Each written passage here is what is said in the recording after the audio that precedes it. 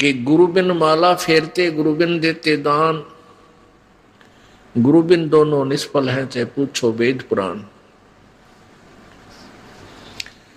आज सुबह के सत्संग का विषय था कि आप इस लोक के रहने वाले नहीं हैं, हम सभी सतलोक से आई हुई वो पुण्यात्मा हैं जो सदा सुखी रहा करते थे, और हम काल के जाल में फंस के अपने पैर पे आप कवाड़ा मार के हम यहां दुखी हो रहे हैं।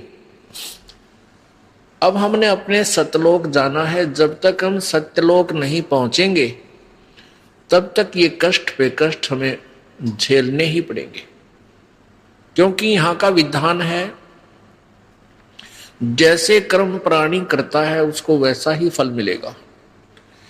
यहां के विधान अनुसार पुण्य भी आपको भोगने हैं और पाप भी आपको ही भोगने होंगे। इसमें कोई परिवर्तन नहीं हो सकता। इसमें परिवर्तन कर सकते हैं पूर्ण ब्रह्म परमेश्वर, पूर्ण ब्रह्म वो कबीर परमेश्वर। उसकी विधि, उसकी पूजा की विधि जैसे वो प्रभु लाभ थे वो किसी के पास नहीं है, केवल परमेश्वर ने आकर के ही बताई। और चंद पुण्यात्माओं ने परमात्मा का साक्षात्कार किया और परमेश्वर कबीर जी द्वारा बताई गई भक्ति विधि से अपनी भक्ति साधना की और सत्यलोक चले गए।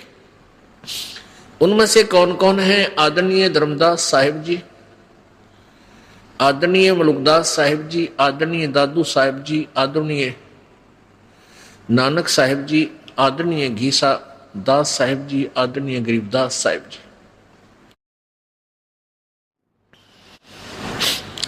जब तक हम सतलोक नहीं जाएंगे हम यहीं दुखी होते रहेंगे। आज सुबह के सत्संग में आपने सुना था कि सतलोक जाने के लिए गुरुजी की आवश्यकता पड़ती है। सतलोक जाने के लिए पूर्ण गुरु की आवश्यकता पड़ती है। अब जैसे किसी ने विष्णु जी की साधना करनी है तो उसके सत्र का भी वो गुरु हो। अन्य किसी से उपदेश लेकर या अपने आप साधना करने से परमात्मा प्राप्ति नहीं हो सकती। किसी भी इष्ट की आप प्राप्ति यानी उससे मिलने वाला लाभ, परमात्मा की प्राप्ति का तात्पर्य होता है उससे मिलने वाला लाभ। वैसे परमात्मा साक्षात भी प्राप्त होता है।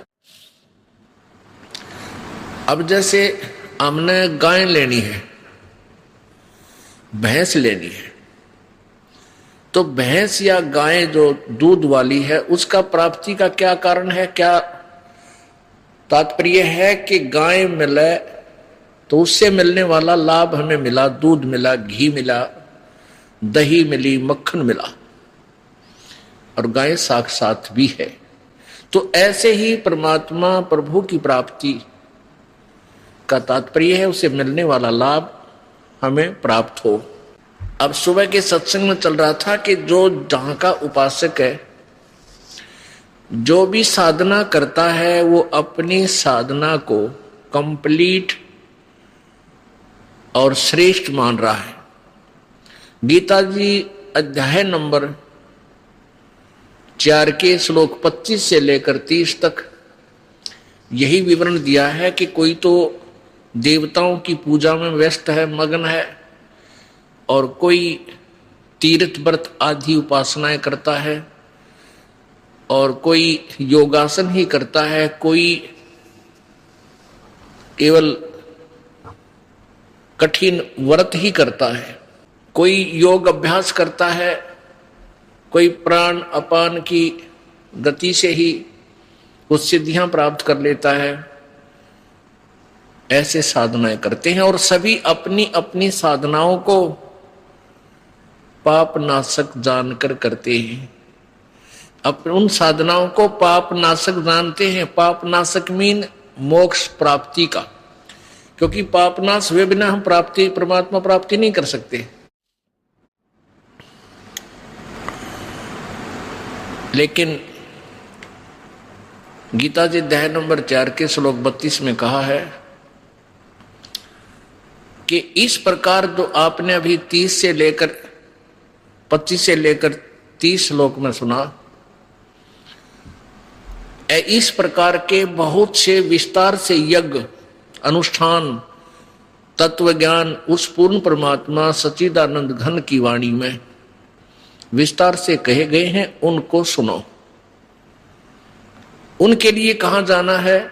चौथे अध्याय के 34वें श्लोक में कहा है कि उस तत्व ज्ञान को सुनने के लिए उस तत्वदर्शी संतों के पास जाओ, उनको दंडवत प्रणाम करो और निष्कपट भाव से सरलता पूर्वक उनसे वो ज्ञान पूछो।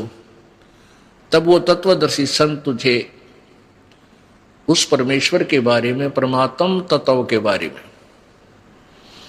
ज्ञान कराएंगे। इससे यह सिद्ध हुआ कि गीता ज्ञान दाता अपने से किसी अन्य परमेश्वर के विषय में जानकारी लेने के लिए कह रहा है और स्वयं उस जानकारी से अपरिचित है। इससे सिद्ध है गीता जी का ज्ञान इनकम्प्लीट है।